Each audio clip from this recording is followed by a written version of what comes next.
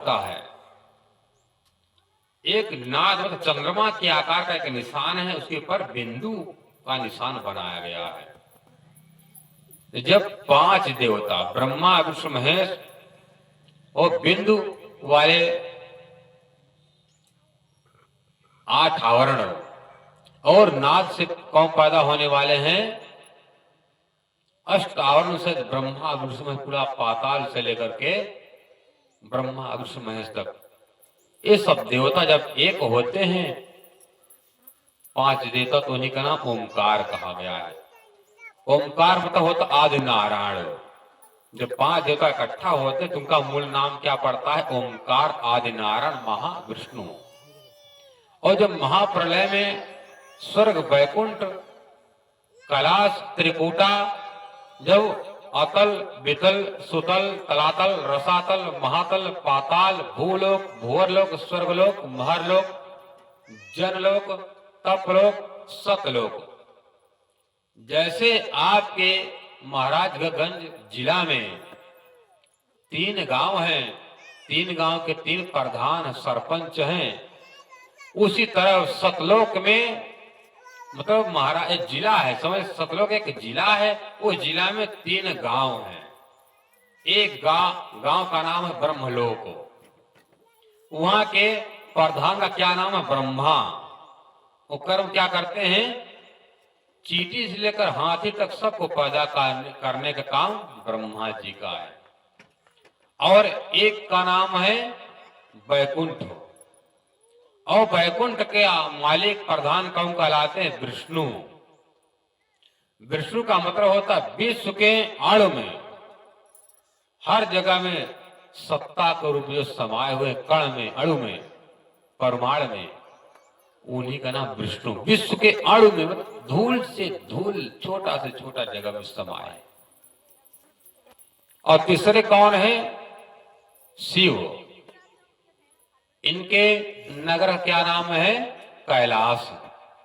ये क्या काम करते हैं? ब्रह्मा जिसको बनाते हैं, मतलब पेड़ लगाते हैं, तो भगवान विष्णु उसको क्या करते हैं? पानी डालते हैं और उसकी निगरानी करते हैं। पानी डालते डालते यदि उस पानी में, उस पेड़, उस बगीचे में, बगिया में यदि खरपतवार जम जाता है, पैदा हो जाता है, तो भगवान शंकर क्या करते हैं? लेकर के त्रिशूल उसे कोड़ाई करते हैं, सुहाई करते हैं, उसको निकाल करके बगिया को साफ करते हैं। तो जितने भी देवी देवता हैं सब महाप्रलय में काल के गाल में जाने वाले हैं। लोक चतुर्दशो है प्रलय वसो आदि अंत ओमकारी, तब कहा कृष्ण कहा निज मथुरा, देखो मन ही विचारी। यदि आप मथुरा को अखंड मानते हो, जब 14 ब्रह्मांड सहित नाश हो जाएगा तो मथुरा का राजा विष्णु जब नहीं रहेंगे, उनका नगर कैसे रहेगा? ब्रह्मा जी का नगर माना जाता है संसार में प्रयागराज, भगवान शंकर का माना जाता है काशी विश्वनाथ, राम का माना जाता है अयोध्या, कृष्ण जी का क्या माना जाता है? वृंदावन। क्या माना जाता है? वृंदावन। अभी महाकुंभ लगा हुआ था, सब सुंदर साथ बहुत दुनिया के लोग जाकर के स्नान किए। और स्नान किस लिए करते हैं? जाकर के वहां हम जाएंगे तो स्नान करेंगे तो हमको पुण्य मिलेगा, हमको अमृत का स्नान करने का, अमृत पीने का बड़ा पुण्य मिलेगा। इसलिए सब जाकर के क्या करते हैं? डुबकी मारते हैं। और एक कुंभ स्नान कब से चालू हुआ? जब समुद्र मंथन हुआ था, भगवान विष्णु ने अपनी पत्नी लक्ष्मी जी को प्राप्त करने के लिए जो समुद्र मंथन करवाया, उसी समुद्र मंथन से आखिरी रत्न 14वां, जिसका नाम है अमृत, अमृत का कलश लेकर के कौन आए? भगवान धन्वंतरि तेरस के दिन। इसलिए तेरस के दिन धन खरीदा जाता है। क्या माना जाता है? धन तेरस कहा जाता है। तो धन तेरस के दिन ही क्या सबसे बड़ा धन है दुनिया का? अमृत, जन्म मर रूपी बीमारी को हटाने का, रोकने का जो दवा है, संसार के लिए क्या माना गया? औषधि धन के रूप में। इसलिए संसार भगवान क्या लेकर क्या है? अमृत। मरने वाले पिला दो को अमृत, जिंदा और मुर्दा जिंदा हो जाएगा। इसलिए संसार में जन्मने मरने वाले के लिए क्या कहा गया है? अमृत धन है। इसलिए धन उस दिन कुछ न कुछ खरीदते हैं अपने क्षमता के अनुसार। उसी भगवान धर्मंतरी के कलश में से लपटता हुआ, मतलब लपेट कर क्या आया? नागबल्ली, जिसका नाम है पान।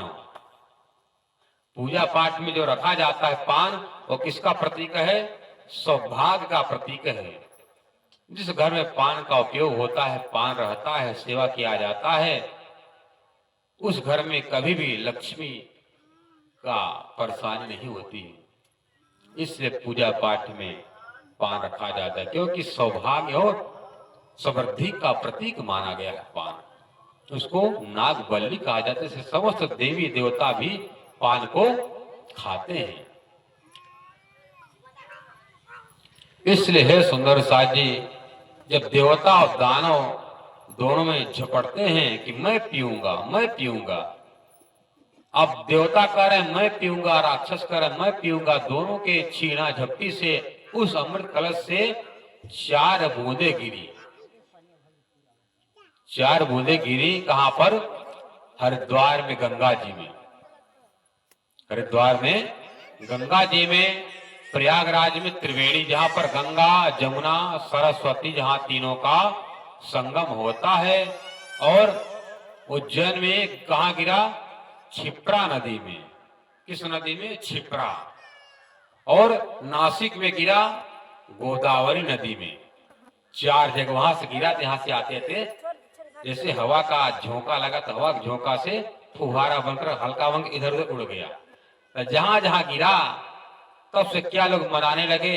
अरे संसार में अरे धन गिर गया कुछ अंश, अरे कुछ दिन नहाओगे तो आपको अमृत पान के बराबर पुण्य मिलेगा।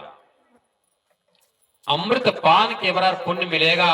तो सोचने की बात है, ये समुद्र मंथन कब हुआ था? भगवान नरसिंह के भक्त प्रहलाद का नाती बलि के राज्य काल में ही समुद्र मंथन करवाया गया। और बलि कब था? सतयुग में थे। सतयुग बीता। सतयुग की उम्र कितनी कही गई? 17 लाख वर्ष। 17 लाख वर्ष बीत गया। 12 लाख साल बीता त्रेता का। 8 लाख साल बीता द्वापर का। अब बताइए, 17 लाख बीत गया, 12 लाख बीत गया, 8 लाख बीत गया। इतने साल बीतने के बाद भी क्या समुद्र में वह अमृत सुरक्षित पड़ा है? बहते बहते पानी बड़े बड़े पेड़ झाड़ झंखाड़ को उखाड़ कर ले जाती है, अब पता नहीं कहां छोड़ देती है। और सतयुग से त्रेता बीता, राम राज्य चला गया, कृष्ण जी का समूह चला गया, फिर भी लोगों के अंदर भ्रांति है वहां जाकर नहाऊंगा तो हमको अमृत मिलेगा। आप गलत कार्य करते हो, गलत कार्य करके सोचते जाकर डुबकी मार लूंगा गंगा जी में, त्रिवेणी में डुबकी मार लूंगा, हमारा पाप कट जाएगा। घर का तो पाप तुम्हारे थोड़ा वो छठी छटांग कट गया, और जो तीर्थों में जाकर जो पाप करते हो तो कहां कटेगा?